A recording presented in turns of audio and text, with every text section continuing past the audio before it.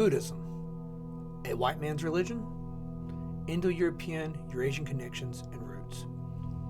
In the West, when one speaks to a Christian or non-religious individuals in regards to Buddhism, they usually get met with answers of it being a Far East Asian faith associated with Japan and China, jokes about the fat Buddha, who rather isn't a Buddha at all, or for the more educated, they may mention the Indian prince and founder Siddhartha Gautama. While it is a large debate amongst many, the ethical and racial makeup associated with Buddhism is either that of a foreigner or a non-European. Is this a true way to view it? Or is it just a modern, surface-level understanding and representation? Historically, does this hold up? One might find it interesting that Buddhism, of any branch, is one of the largest growing faiths amongst right-leaning. Also, some left and centrist, Western youths aside from ethnic paganism and Orthodox Christianity. These being the top three. Islam does have a growth amongst Western peoples, but what has been observed is that this is either from a cultural oppression or a fad that fades away quickly, aside from those countries in Europe which have been historically Islamic, such as have a Turkic component. The question still remains about the ethnic makeup of Buddhism. While we know that Buddhism, as we currently understand it, was founded in northern India, now the debate if the tribe of the Shakyas, of whom Siddhartha Gautama was the sage of, Shakyamuni, the sage of the Shakyas, was in Indian Nepal and Himalayan ethnic makeup from greater Magadha region, or descendant of the Indo-Persian speaking Scythians or Scythians, called the Shakas or the Sakas by the Achaemenian Persians and Sakas by the Indo-Aryans, still rages on. We know that either way, the context of a founding Indo-European spirituality influenced by predominantly Vedic and Brahmin religion, and that it later on spread across much of South, East, and East Asia. Given that we can theorize and piece together a common Indo-European origin, that the petri dish of faith and culture of which Buddhism emerged would have had its origins in Proto-Indo-European, given it a cousin connection to the West. We then later, after its development, have it spread by those in Afghanistan and Persia, adopted by Indo-Greek temples, merged by the Scythian-related empires of Kushan, and practiced by Indo-Europeans, and often Eurasian Caucasoidal, fair-skinned depicted peoples, of the Tokarians, Yuezhi, and even the Sogdian regions. Pantheons, cosmology, and ritual practices, of which have become Mahayana and later Vajrayana Buddhism, were codified, emerged from this Vedic steppe and Persian/Zoroastrian dish, and expounded upon by these various groups. It was subsequently exported all over much of Asia, where it became the major religion and identity amongst groups which were only related by their adoption of Buddhism, East and Southeast Asia, for example. Though its birth was solidly of an Indo-European and Indo-Iranian and steppe origins, it could be defined as Aryan in origin by some. However, by practice and through the approach of its Dharma, all who approach it in earnest were practicing the Arya Dharma tradition of the Buddha Dharma, and though more universalist in some approaches, nowadays many who adopt it or truly practice it are seen as Dharma brothers or of the Sangha. This expanse came through trade via the Silk Road for many years, and later through Turkic conquest, where people of different regions of Asia converted and took it with them or practiced their own versions. Examples would be Mongolia and Uyghurs, who historically were strongly Buddhist. To say that all of those who practiced Buddhism were solidly Eastern Asian, though it was spread by China, which adopted Mahayana and Esoteric Buddhism and exported it, is objectively a false statement.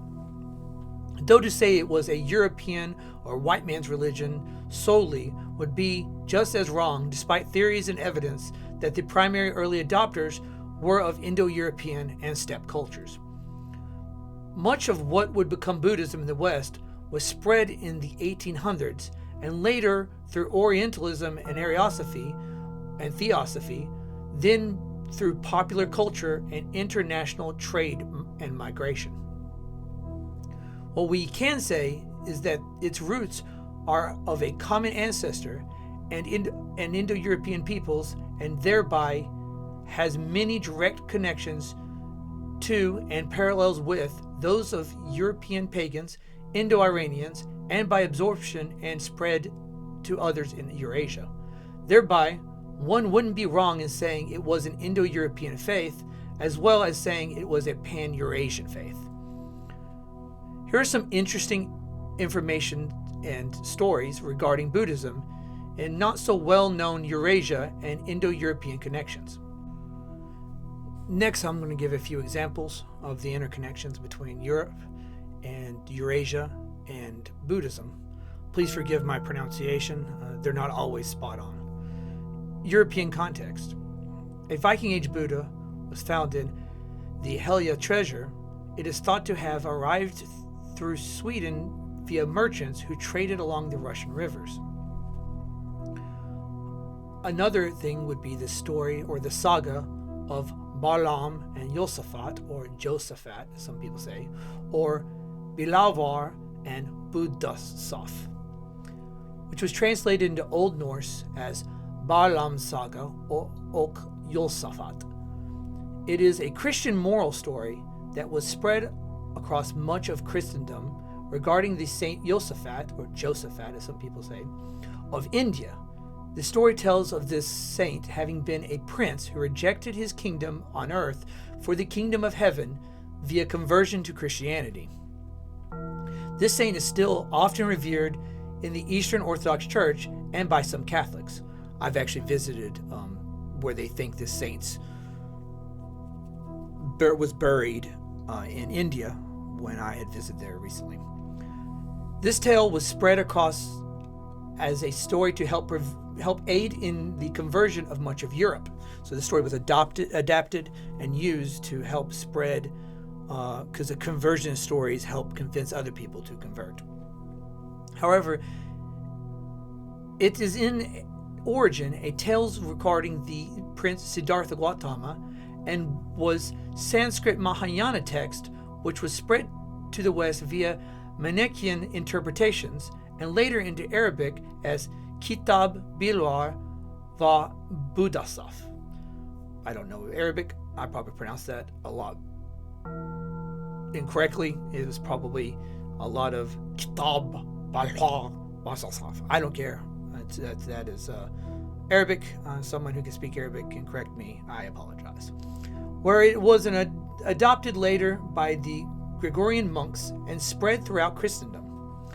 Ironically, this tale for conversion was originally regarding the Buddha and was even commented on by Marco Polo to having been very similar.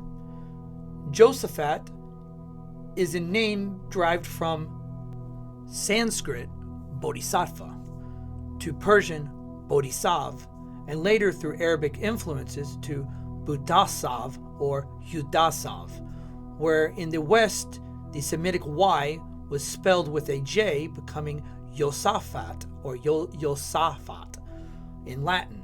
Balaam comes from the Arabic Bilwar, direct translation from the Gregorian Balavar, and originally was Bhagavan. The Bhagavan in this context is referring to the Buddha as Lord or God, but is also a title used for Krishna, Vishnu, and Shiva, the Bhagavan. That's connected also to the term Bhagavad Gita. This term is also direct related through the Indo-European to the word the Slavic word for God, or Bog. Bog and Baga are connected. In the story, an Indian king is said to have persecuted the Christian church within his kingdom. It is then that the sages predicted that his own son would convert to Christianity. The king apparently then imprisons his son, who meets the saint Balaam and converts anyways. After a long hardship and discussion, the king too converts and gives his throne to Jehoshaphat and retires to the desert to become a renunciant himself. Jehoshaphat then abdicates the throne and goes to follow his teacher, the Saint Balaam, aka his guru, the Buddha. To provide another example, we'll touch on the Tokarians. There's a lot of videos, I'll say, out there about the Tokarians. A lot of new researches emerging daily about the Tokarians and the ancient red-headed people from the Chinese region. It's fascinating. I know Tom Roswell, Survive the Jive, did a great video on it as well if you're interested in looking at his video. But I'll give a little coverage here from the Buddhist perspective. The Tokarians were an ancient Indo-European people who inhabited the Tocharian Basin during the first millennium CE in what modernly was known as Xinjiang, China. While their civilization vanished around the 10th century CE, we have quite a bit of information through archaeological and textual evidence. The Tokarians had two languages, also called Aegean and Kushan. These languages were a part of a western branch of Indo-European family, distinct from their neighboring Indo-Iranian peoples. They are said to have had cities in the Oasis, which followed the Silk Road and connected from East Asia across Central Asia and reached the Mediterranean. It is said while they were mostly nomadic pastoralists, they were also traders and had developed irrigation systems to support themselves in the desert where they had agriculture. We know what they looked like as there are well-preserved mummies that date back to 1800 BC or BCE. They had light hair, fair skin, Eurasian steppe DNA, and wore textiles with patterns that reflected Western European cousins. The Tokarians were heavily Buddhist and created a large amount of Buddhist murals, manuscripts, and even founded what are thought to be monasteries. The most famous of these monasteries is the Kizil Caves. These holy site cave paintings depicted angelic Apsara, Caucasian worshippers, and devotees, as well as a large heavenly pantheon of Buddhas, Bodhisattvas, and Devas. The region of the Tokarians inhabited were either merged into and or replaced by Turkic peoples such as the Uyghurs. Now we'll discuss the Sogdians. The Sogdians were an Iranic-speaking people. The largest body of Sogdian texts were that of Buddhist texts, but they were also recorded as worshipping Ahura Mazda from Zoroastrianism and Shiva, Mahadev, as well as Indra, Narayana, and Vaishravana as their primary deities. They also practiced animal sacrifice as well. In the cave Bezeklik, thousands of Buddhist paintings were seen. In Turfan, Xinjiang, China, the Sogdians were depicted as Buddhists as well in these caves. This mixture of three Arya religions reflects the syncretism of the Kushan Empire. Now we'll discuss Indo-Greek Buddhism. Indo-Greek Buddhism has been a real resurgence of a topic recently, especially amongst those of the more conservative or right-leaning peoples who are looking at Buddhism, who want to connect Greco-Roman philosophies and thought, especially if they're coming from a Catholic background, into, or even an Orthodox background, into the greater understanding of their approach of Buddhism, specifically since there was such a heavy connection in this region of the Bactrian kingdoms.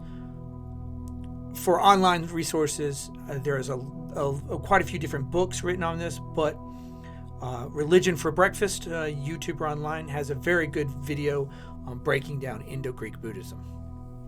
Indo-Greek Buddhism was a syncretic blend of Buddhist philosophy and Hellenistic culture that came about the Greco-Bactrian and Indian Greek kingdoms, 2nd century BC to 1st century CE. This was common in regions of modern-day Afghanistan, Pakistan, and northern India. It is thought this emerged post-Alexander the Great's conquest, where Greek settlers established kingdoms that interacted with local Buddhist traditions that were being spread post-Emperor Ashoka, who promoted Buddhism in the 3rd century BCE. This greatly influenced the art of Gandhar, where Buddhist iconography adopted Greek artistic techniques such as realistic human forms, flowing robes, and curly hair depicted depictions of the Buddha, reflecting the classical Greek sculpture. The famous Indo-Greek ruler, King Menander I, or Milinda, is celebrated in the Milinda Panya, Questions of Milinda, for his philosophical dialogues with the monk Nagasena, showing a blend of Greek rational inquiry and Buddhist doctrine. While Indo-Greek Buddhism continued to be spread with the Silk Road,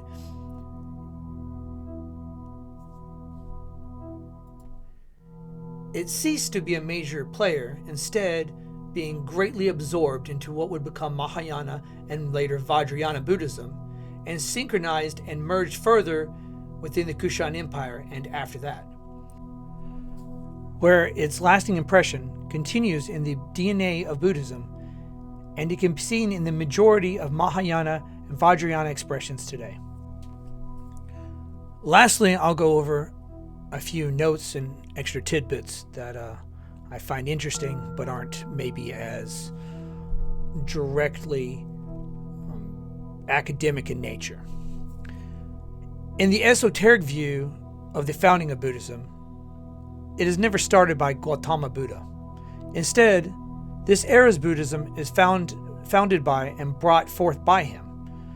There are Buddhas before him, currently, and in the future, which all represent a greater arcing Dharma that can be found in many iterations in the past, but was forgotten until he came to preach it. Thereby, through his teachings, and those of other Buddhas and Bodhisattvas, we have been granted access to and the wisdom of all the Buddhas who were often interconnected via Dharmakaya and Shunyata. With this, other Buddhas are venerated, looked to, and worshipped, in some cases more often than that of Gautama Buddha, but within the context that there is not a true separation between them. Though some may find issue with the semi-universalist approach that many groups have with Buddhism, it can easily be a way for those who are looking to connect to a broader Indo-European roots to turn towards, as there is much less controversy over a Western being a Buddhist than becoming a Hindu. It also allows for those of a pagan ethnic folk faith to flourish and practice within it as well, depending on the branch of Buddhism. So to end with this, I'll say that the conclusion would be that Buddhism, sadly in some ways, towards what people who are looking to be anti-universalist, and I understand their approach, would see, is kind of, in its current iteration, universalist. But within that universal understanding and approach, you can see the interconnection where it was originally a founding Indo-European faith, where the interconnected peoples and those who converted weren't always that of the non-Eurasian world or even the non-Indo-European world originally. As it spread, it started to include more of those who wanted to seek enlightenment and had almost a view of the word Arya towards those who became approaching the wisdom of the Dharma and understanding of the faith and accepting of the path of Buddhism as those who were wise and of Arya nature, or of being noble. Thereby they would be Arya in nature, as the Buddhas that were being venerated and looked towards were also Arya. with this, I would say that I don't fully always agree with the universalist approach. But Buddhism, often people try to claim it's a philosophy and not a religion. I fully disagree with that, because it is a religion fully steeped in the liturgy and ritual basis and scriptural understanding of an Indo-European faith, of a Dharmic faith. But that being said, it does kind of work more as a blueprint for other faiths to adhere to, and that they can work within. For instance, not that it always happened this way, but in most of the places where it spread, Buddhism easily merged with the local group, and their gods and goddesses and folk heroes, I wouldn't say converted to Buddhism, but unlike Christianity, where they would have been demonized or their names completely changed into other saints or completely just removed, Buddhism would incorporate them and make enlightened forms of them, having them become Buddhas themselves or higher beings, or doing a comparative connection showing that they were no different than these Buddhist deities, or that they could fit well into the Buddhist cosmology without being any kind of affront or offense to the greater Dharma or the Buddhas, depending on their actions. Thereby, someone could continue to have their local folk faith and still venerate the path of the Buddha and the Buddhas, depending on the form of Buddhism that they received in their region. This isn't, of course, me advocating for any kind of conversion for anybody to Buddhism. I fully feel that Indo-European and European, specifically folk faiths, have plenty of their own lore and plethora of resources that need to and have been delved into, and thereby I think the wisdom within them can lead towards a similar path and a similar understanding that Buddhism offers as well, and are Arya in nature, or are a proper way forward for their respective peoples. However, for those who want to look to cross Eurasian connections of wisdom, philosophy, or to incorporate things that were common amongst Indo-Europeans, I would say that you're not being some kind of traitor to your own tribe or ethnicity by looking towards that of Buddhism, or even incorporating some of Buddhism, as I've shown in this video or in this podcast episode, depending on how you're watching or listening to this, that Buddhism itself wasn't a Far East religion in origin, and wasn't only a Indian religion as it quickly spread to not being so, and was, even in its Indian iteration, heavily influenced by other Indo-European faiths, such as Zoroastrianism, the Hellenism, and Scythian or Scythian ritual paganism. Maybe this is some food for thought. I hope that this was an interesting episode for all of you. Maybe raised some questions, maybe some gentle and productive debates, or maybe helped you further in your approach to spirituality yourself. Thank you for listening. Hammer Vajra.